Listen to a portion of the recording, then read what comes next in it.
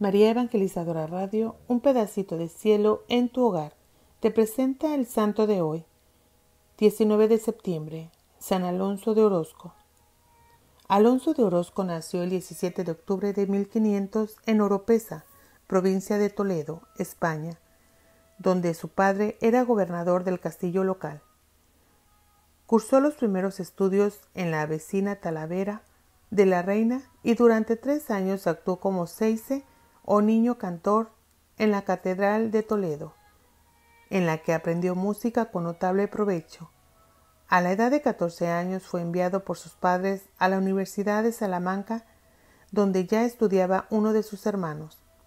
Los sermones de la Cuaresma de 1520, predicados en la catedral por el profesor Agustino Tomás de Villanueva sobre el Salmo In Exitu Israel de Egipto, maduraron su vocación a la vida consagrada y poco más tarde, atraído por el ambiente de santidad del convento de San Agustín, entró en él, emitiendo en 1523 la profesión religiosa en manos de Santo Tomás de Villanueva. Una vez ordenado sacerdote en 1527, los superiores vieron en Alonso tan profunda espiritualidad y tal capacidad para anunciar la palabra de Dios que muy pronto lo destinaron al ministerio de la predicación. Ya desde los 30 años ocupó también diversos cargos, pero a pesar de su austeridad de vida, en el modo de gobernar se mostró lleno de comprensión. Impulsado por el deseo del martirio, en 1549 se embarcó para México como misionero, pero durante la travesía hacia las Islas Canarias padeció un grave ataque de artritis y los médicos, temiendo por su vida, le impidieron que siguiera el viaje. En 1554, siendo prior del convento de Valladolid, ciudad desde decenios atrás residencia de la corte, fue nombrado predicador real por el emperador Carlos V, y al trasladarse la corte a Madrid en 1561, también él tuvo que pasar a la nueva capital del reino, fijando su residencia en el convento de San Felipe el Real. No obstante, a ejercer un cargo que estaba exento de la jurisdicción directa de sus superiores religiosos y dotado de renta, renunciando a privilegios, quiso vivir como un fraile más, en pobreza y bajo la inmediata obediencia de sus superiores. Solamente hacía una comida, dormía a lo menos 3 horas, porque decía que le bastaban para emprender el nuevo día, y en una tabla por cama, con sarmientos por colchón. En su celda no había más que una silla, un candil, una escoba y unos libros. La eligió cerca de la puerta, para atender mejor a los pobres que hasta allí se acercaban a suplicarle ayuda, sin que la cotidiana asistencia al coro le resultara de obstáculo. Además de cumplir con sus obligaciones como predicador regio, visitaba a los enfermos en los hospitales, a los encarcelados en las prisiones y a los pobres en las calles y en sus casas. El resto del tiempo lo pasaba en la oración, en la composición de sus libros y preparando sus sermones.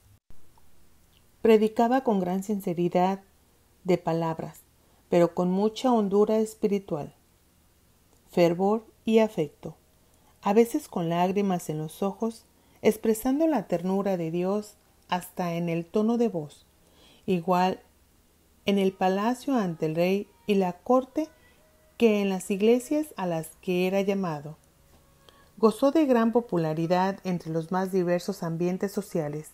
Personajes de la sociedad y de la cultura testificaron en su proceso de canonización, tales como la infanta Isabel Clara Eugenia, los duques de Alba y de Lerma, los literatos López de Vega, Francisco de Quevedo y Gil González Dávila.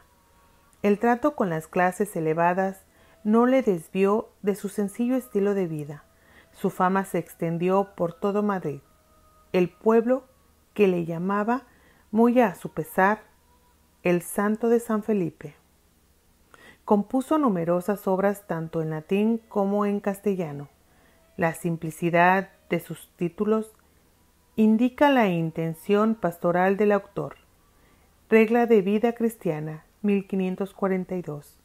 Vergel de oración y monte de contemplación, 1544.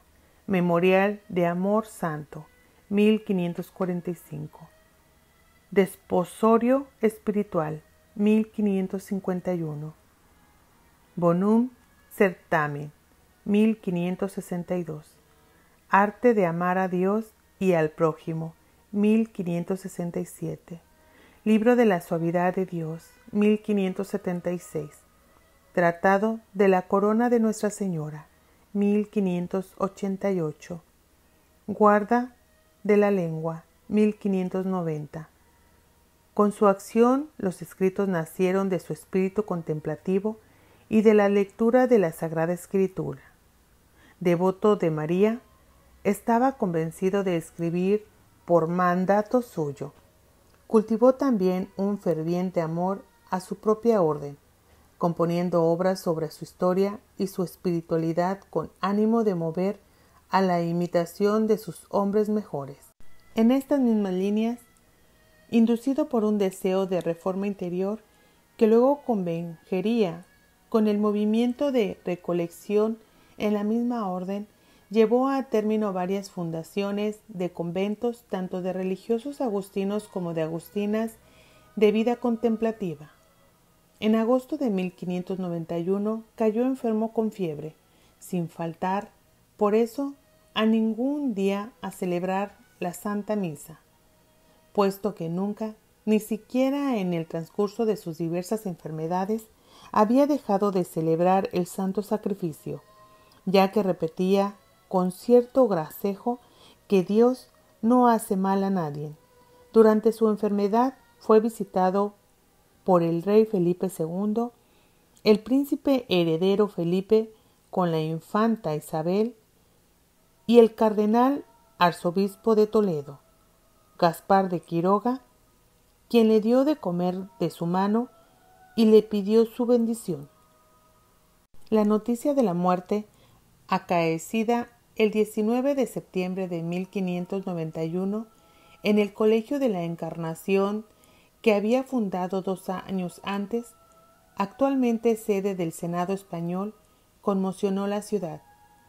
Por la capilla ardiente pasó el pueblo de Madrid que, como refiere Quevedo, se agolpó ante la iglesia del colegio hasta derribar las puertas, pues todos deseaban hacerse con reliquias, astillas de la cama, fragmentos de sus ropas, zapatos y cilicios.